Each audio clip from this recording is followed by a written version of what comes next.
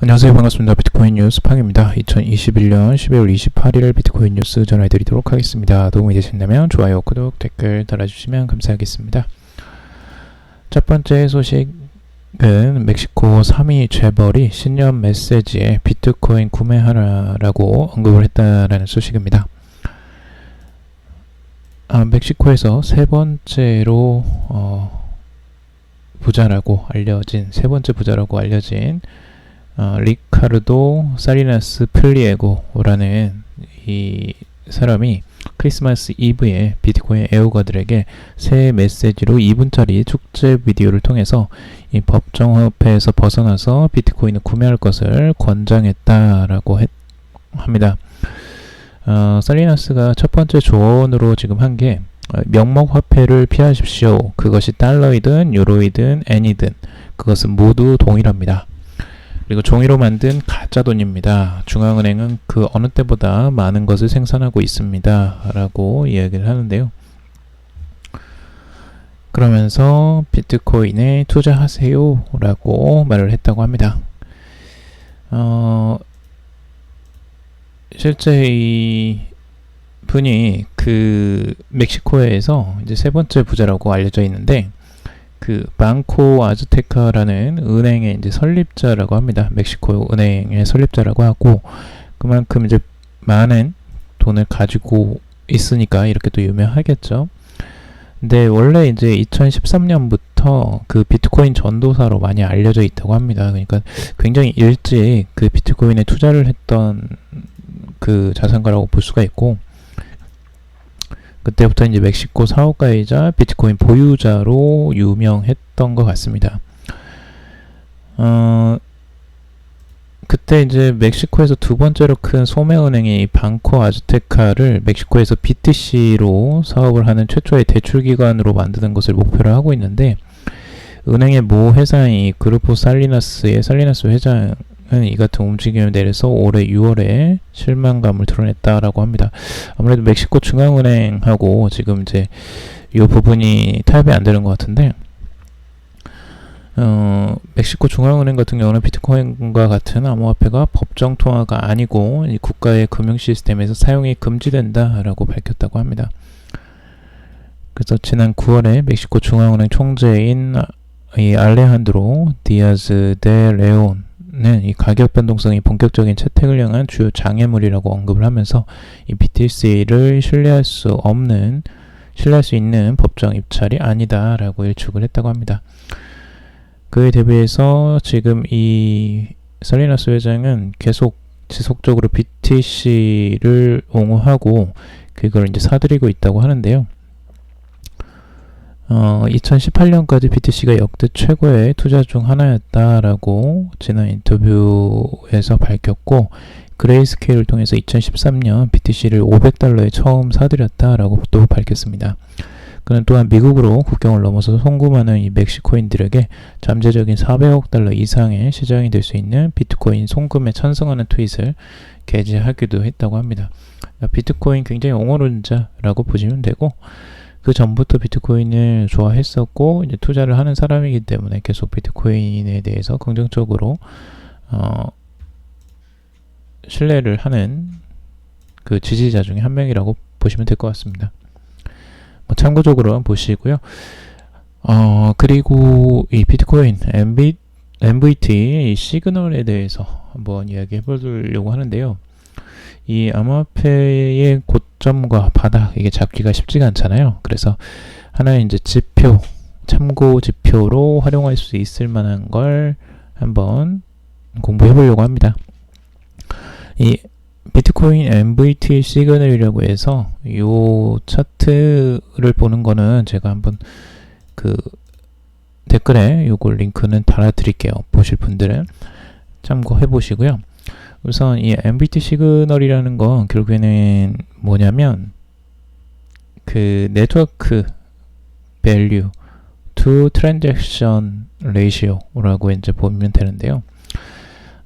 이거를 네트워크 밸류를 이제 그 트랜잭션 밸류로 이제 나눈 것들을 이동평균한 값을 나타냅니다. 그래서 요게 이제 지표라고 보시면 되는데 요걸 통해서 이제 과매도와 과매수 국면을 판단할 때 이제 참고 지표로 활용을 하고 있어요.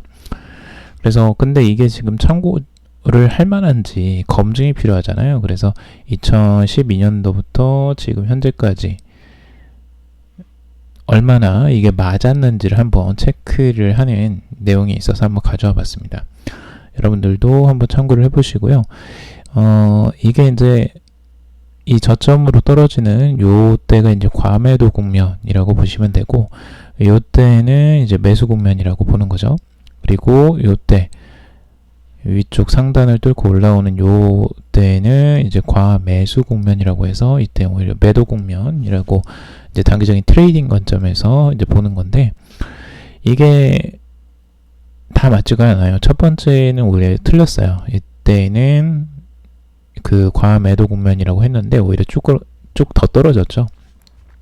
그리고 그 다음에부터 이제 본격적으로 맞아 들어가기 시작합니다. 요때 셀, 그리고 요때 바이 한 다음에 다시 상승하고 다시 셀, 다시 매도하고 다시 여기서 셀, 그리고 여기서 바이.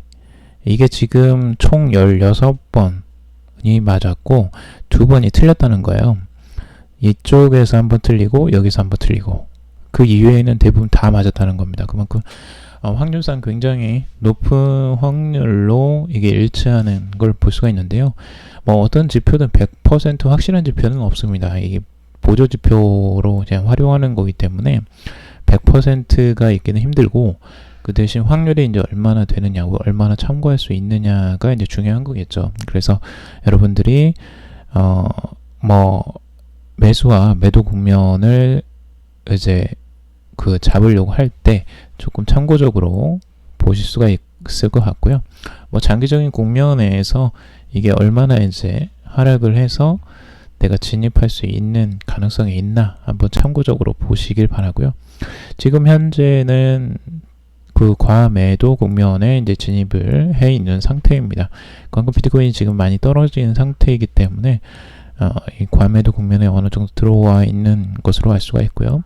이 시그널을 통해서는 이제 바이 국면이라고 할 수 있는데, 이거는 단기적으로 여기에 들어왔다고 해서 바로 올라가는 건 절대 아닙니다. 여기 내려와도 추가적으로 더 내려갈 수도 있고 시간이 더 걸릴 수도 있기 때문에 이걸 맹신하지 마시고요. 그냥 참고 지표 정도로 활용하시길 바라겠습니다. 과거처럼 이렇게 틀릴 수도 있기 때문이죠. 여러분들이 틀릴 가능성도 충분히 있기 때문에 이런 때 한번 틀렸었죠. 그래서 이런 부분들도 있다. 이렇게 떨어졌는데도 추가적으로 더 하락할 수도 있다라는 거 꼭 참고적으로 보시길 바라겠습니다. 자, 그리고 요거는 여러분들 이제 단기적인 부분인데, 콜린 우가 지금 바이낸스와 후오비, 이 MXC 등 이 주요 거래소가 이제 12월 31일 날 중국 법정화폐와 암호화폐 채널을 폐쇄한다라고 하는 소식입니다. 이게 이제 중국에서 암호화폐 자체 거래가 이제 올해 힘들어집니다. 그래서 이 자금들이 지금 옮겨가면서 비트코인이 하락했다라고 많이들 보고 있는데요. 굉장히 많이 이제 조정을 이렇게 보여주는 이유가 이 중국에서 빠져나가는 이 코인들의 흐름 때문에 그렇다고 지금 보고 있고, 이게 31일까지 이제 완료가 돼야 되기 때문에 이때 시장 변동성에 주의하라라고 나온 내용입니다. 그래서 그때까지 연말까지는 조금 더 이 조정이나 뭐 변동성이 계속 커질 수 있다라고 볼 수도 있는데, 스리엘 캐피털의 이제 수주 같은 경우는 이 플럭추에이션, 이 시장 변동을 이제 사전적 의미를 이렇게 이제 오를 수도 있고 떨어질 수도 있는 이런 급격하게 상승과 하락을 한다는 걸 이제 나타내고 있는데, 여기 결국에는 이제 상승 가능성이 추가적으로 있을 수 있다라고 수주 같은 경우는 좀 보는 것 같습니다. 그래서 이게 이제 불확실성이, 그러니까 단기적으로는 이게 불안을 하지만 31일이 지나고 이제 완전하게 이게 중국의 법정화폐, 암호화폐 채널을 이제 폐쇄를 해버리면 그 다음부터는 이게 이제 해소가 되는 거죠. 그래서 그 해소는 오히려 긍정적인 요인이 될 수도 있다고 해석을 하기도 합니다. 그 불확실성이 거치면 오히려 다른 이 매도세가 오히려 이제 잠잠해질 수도 있기 때문에 이런 부분들을 오히려 긍정적인 부분으로 해석을 하기도 하니까 여러분들이 참고적으로 보시길 바라고요. 우선 31일까지는 좀 주요적으로 흔들림이 있을 수 있는 거 참고적으로 보시길 바라고요. 자, 그리고 재미난 또 하나의 차트를 가져왔습니다. 요거는 뭐냐면 지금 비트코인과 인터넷의 그 유저 수를 이제 시대상으로 비교를 해놓은 차트입니다. 이게 재미난 게 비트코인은 2009년 정도에 나오기 시작했죠. 근데 지금 인터넷은 그 전보다 훨씬 이전에 나왔었어요. 근데 이 상승의 각도가 인터넷이 퍼지는 이 속도, 인터넷 유저가 늘어나는 속도보다 훨씬 더 가파르게 올라가고 있는 걸 알 수가 있죠. 뭐 상식적으로 생각하더라도 인터넷을 까는 것들이 훨씬 더 시간이 많이 걸리고 이걸 적용하는 게 더 어렵기 때문에 시간이 걸릴 수밖에 없는 것이기도 한데요. 우선 이렇게 이제 진행되는 걸 딱 비교를 해보니까 뭔가 좀 다가오는 게 있어요. 이게 비트코인의 유저 수의 이제 지금 현재 상황이 예전에 인터넷 유저가 있던 요 상황, 지금 유저 수하고 그 비트코인의 유저 수하고 인터넷 유저 수를 비교해 봤을 때 인터넷에서 1997년과 지금 현재가 동일하다고 지금 보는 거예요. 이게 재미난 비교인데 지금 이제 1억 3,500만 그리고 1억 2천만을 그때 인터넷 유저하고 이제 비교를 하는 거고요. 그때와 이제 비슷한 유저 수를 가지고 있고 1997년도를 여러분들이 만약 이제 보신다면 인터넷이 국내에는 거의 이거를 잘 활용하기 힘들었던 시대예요. 국내에서는 오히려 97년도도 아직 인터넷이 활발하게 적용되지 않았던 시기이고 그때 초고속 통신망도 안 깔려 있을 시기였을 거예요, 아마. 그래서 뭐 그때 뭐 초고속 인터넷을 이제 까내 마내 이제 뭐 그랬던 시기였던 것 같고 요때가 IMF 때죠. IMF 때. 그래서 굉장히 힘들었던 국내에서는 굉장히 힘들었던 때이고 요때부터도 인터넷이 계속 이제 확산 일로로 올라가면서 우리가 진짜 인터넷을 엄청나게 쓰기 시작했죠. 뭐 이 인터넷 쇼핑몰 같은 것들도 엄청 활성화되고 뭐 다음 메일 나오고 네이버 나오고 뭐 검색 엔진 쓰면서 이제 뭐 굉장히 뭐 카카오 그 다음에 뭐 트위터, 페이스북 모든 인터넷 서비스들이 이때부터 활성화되기 시작하죠. 그래서 지금은 엄청난 초창기의 유저 수하고 비슷하다라는 거예요. 인터넷 유저의 그 늘어나는 그 시기와. 그래서 비트코인이 지금부터 이제 늘어나게 된다면 이 상승 각도라면 이제 10억 명이 2025년에 4년 안에 달성될 것이다 라고 하고 있습니다. 그래서 어마어마한 상승세이고 이렇게 유저 수가 늘어나게 되면 당연히 이제 비트코인의 가격도 상승할 것이다 라고 예측하는 거겠죠. 유저 수가 늘어나게 되면 당연히 가격은 그거에서 이제 따라가게 되니까요. 그래서 이런 부분들을 이제 긍정적으로 바라보면서 인터넷 확산 속도와 이제 비트코인의 확장 속도를 같이 동일하게 지금 동일한 선상에서 지금 계산을 해본 겁니다. 재미난 것 같아서 한번 가져와 봤고요. 여러분들도 인터넷과 비트코인의 미래에 대해서 한번 상상을 해보시기 바라고, 요거는 이제 트위터 팔로워스와 이제 그 수익률 간의 관계를 나타낸 겁니다. 2021년 1월부터 2021년 12월까지의 지금 이제 그 나타낸 건데, 이 팔로워스 증가가 어마어마하죠. 지금 아발란체, 테라, 폴리곤, BSC, 솔라나, 폴카다, 팬텀, 카르다노, 니얼 프로토콜, 알고랜드, 코스모스 뭐 이런 이더리움까지 엄청나게 이제 많은데, 이 유저 수가 상승하는 만큼 이 개인도 굉장히 크게 늘어났다라는 걸 우리가 볼 수가 있습니다. 그래서 이걸 정확하게 뭐 이게 동반해서 상승했다고 라고 보기는 힘들겠지만, 어느 정도 트위터의 팔로워 수가 늘어나는 것과 동일하게 개인 그 수익률도 굉장히 가파르게 상승했던 한 해라고 볼 수도 있겠죠. 그래서 뭐 이것과 같이 비교를 해본 것도 좀 재미난 비교인 것 같아서 한번 가져와 봤고요. 트위터 팔로워 수가 만약에 이 그 상승보다 먼저 이게 지표적으로 활용이 될 수 있으면 트위터 팔로워 수를 어느 정도 참고 지표로 볼 수도 있겠다라는 생각이 들긴 하는데, 이 통계 지표는 한번 이게 후차적으로 지금 나온 거기 때문에 이 과정 속에서 어떻게 진행되는지 보면 그걸 좀 알 수 있을 것 같습니다. 요건 자료가 있으면 나중에 한번 참고적으로 가져와 보도록 하겠습니다. 자, 그리고 이 도치코인 공동 설립자가 이 22만 도치 보유를 공개했지만 이 프로젝트에 절대 돌아오지 않을 것이다 라고 언급을 했습니다. 지난 2023년에 이 도치코인을 공동 창업했던 이 빌리 마커스라는 사람이 이 자신의 지갑에 도치를 얼마 갖고 있는지를 공개를 했습니다. 22만 개가 있다고 이렇게 공개를 했는데요. 22만 개는 뭐 거의 5천만 원 상당이라고 해요. 근데 뭐 그렇게 많지는 않죠. 생각보다 이 설립자 치고는 그렇게 뭐 대단히 많은 것 같지는 않고 많이 파는 것 같죠.